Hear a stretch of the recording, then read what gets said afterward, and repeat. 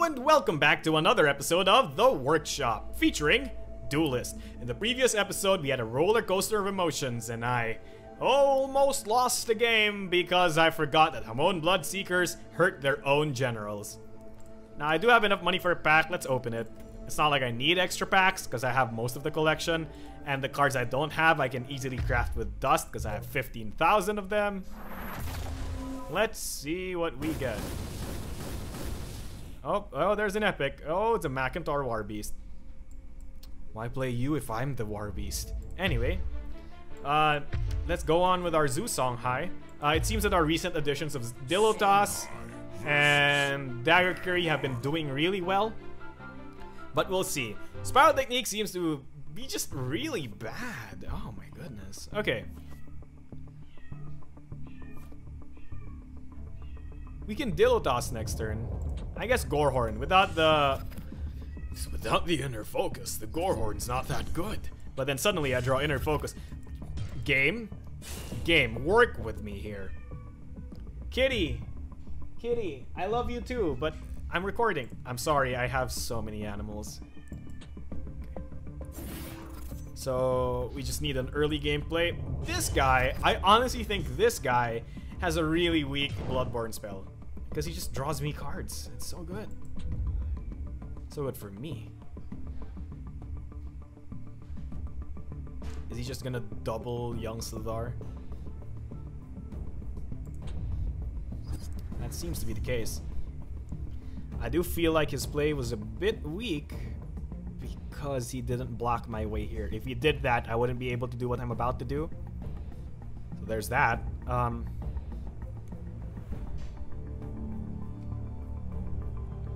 Okay. Interesting.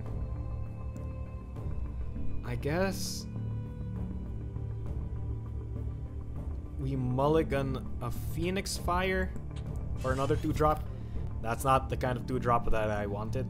Oh my goodness. Okay. Beggars can't be choosers. Primus Fist this.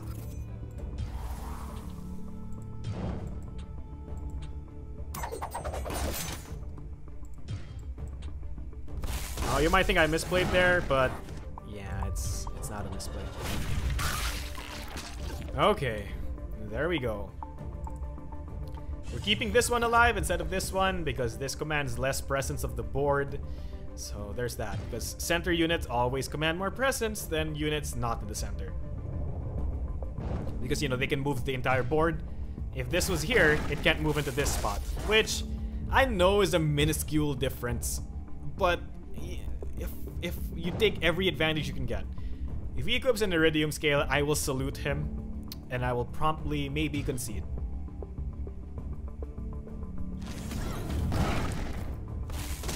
His attack has a weird sparkly animation.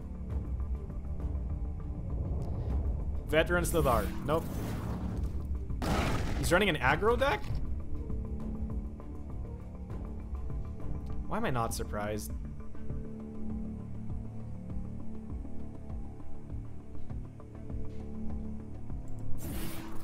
That's not permanent anymore, though. Oh, no.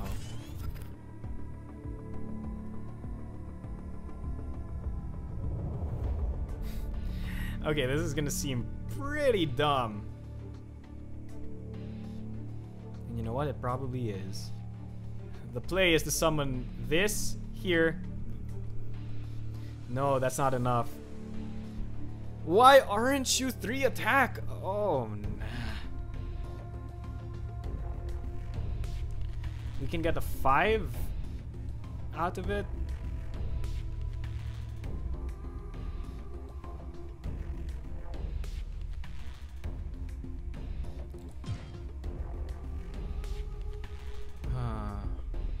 Play this here. Play this here. Inner focus. Kill that.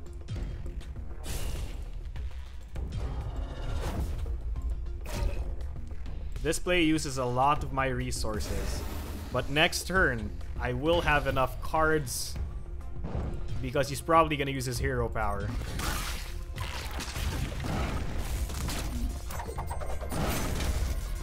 Okay. And okay.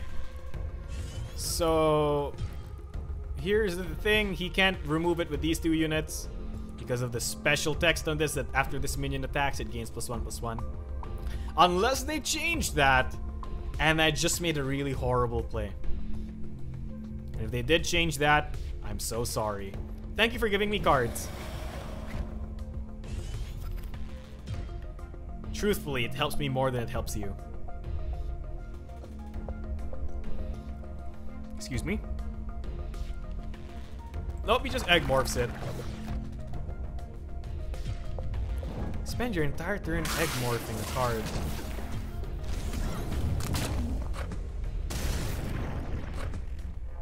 This is a truly weird deck.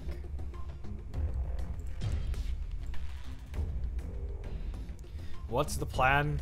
It's quite simple. You can't remove it?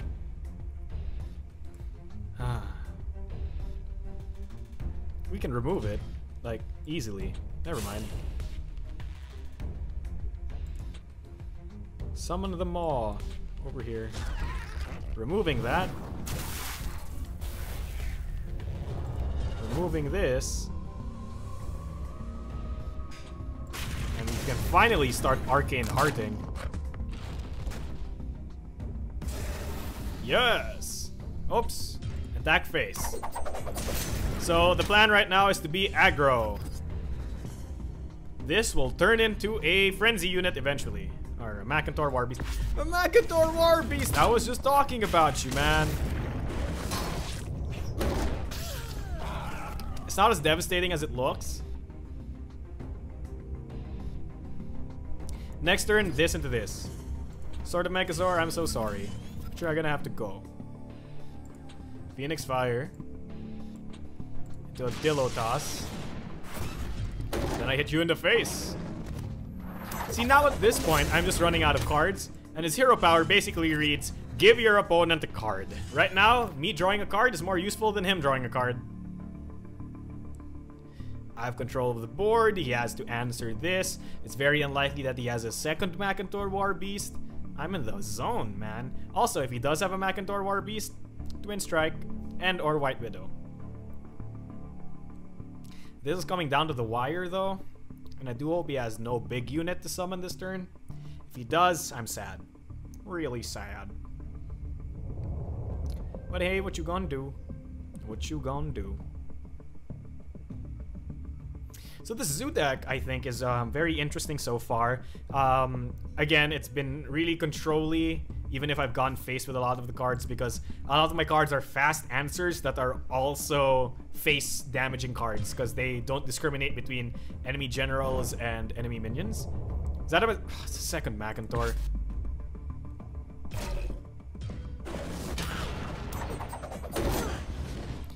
How can you have that many Macintors?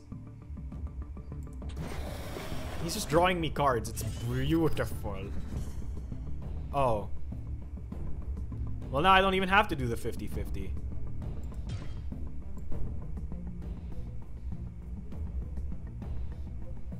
Yeah, we keep you there. Maw. You did your job. Good job, Maw. Alternate plan of attack. Arcane Heart over here. White Widow over here. Twin Strike replace. What's the win con now?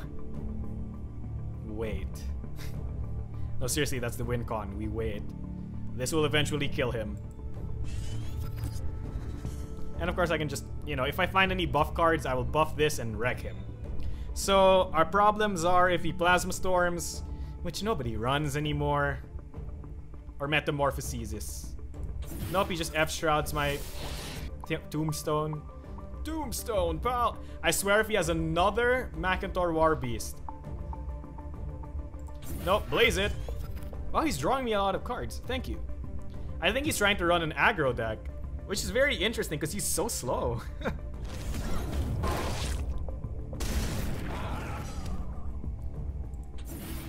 Oh, that's not good.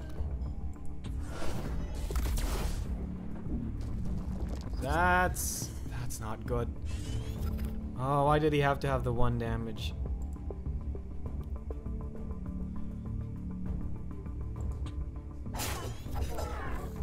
Oh, we have Kiri. We can't afford to take more damage. So we go here, trade this. Do this.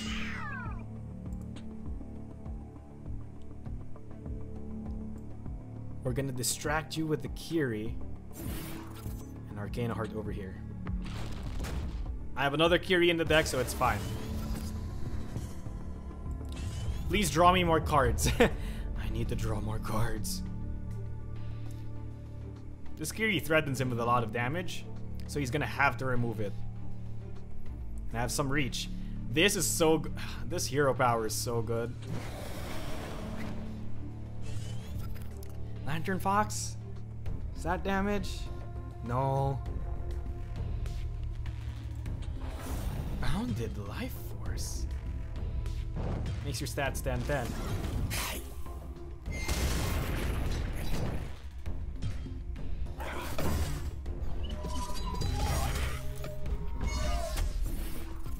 If he summons another unit,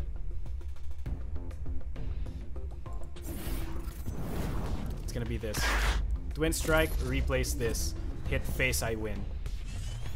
Right? Yes.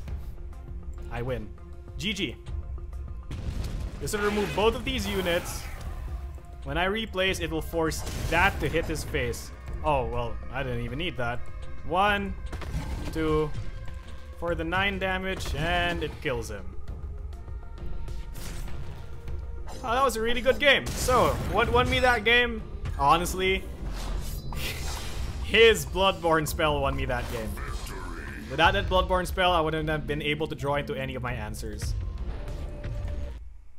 So that was a pretty interesting game. It's pretty good, in my opinion. Let's check the profile match history. 1, 2, 3, 4, 5, 6, 7. One more game. And we can see our final win rate at the end of this all. At the end of all of this. At the end of this all.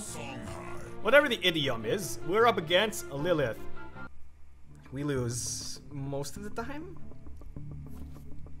Here's the dealio with the Lilith, yo.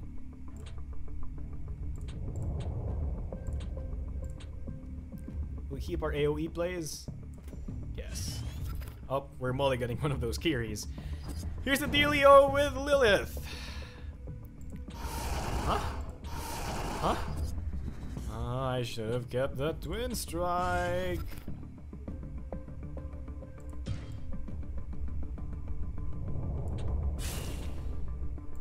Okay. We're summoning it here so that he won't be able to attack multiple units into it. If I summoned it here, he would have been able to kill it, so that's the problem. Okay, the problem with Lilith's, most Abyssians, is that these guys are probably running the Black Soulless deck. But why is he summoning Abyssal Crawlers? Crawlers are Shadow Creep cards, which would be better used in like a Siva Soul Reaper deck. So is he doing like a both strategies at the same time? I mean, it's not improbable, right? It's been done before. Oh no, don't tell me he has a Shadow Dancer this early. What is this guy's deck? A Necroseer. I think I've seen everything at this point. Think, Marco, think.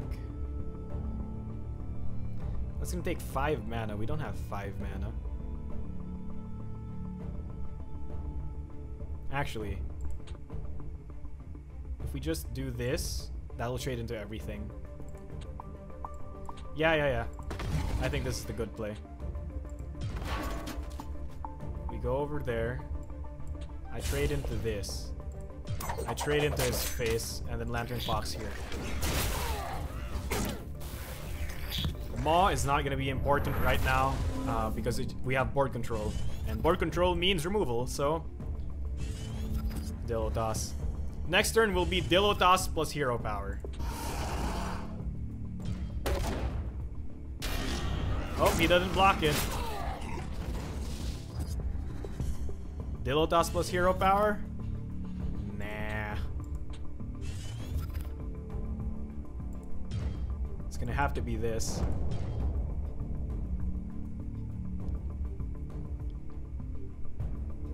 No, no, no. We hit them in the face. That draws us this card. Then we do this.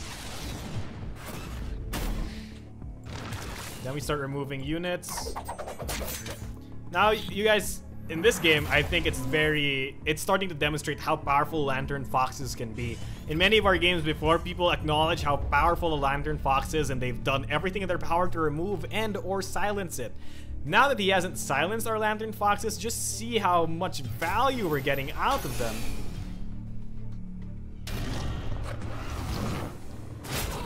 Look at that. So much value. Against an Abyssian, it's often the case that you want to remove as much of their units as you can. It's just, I guess, simple play.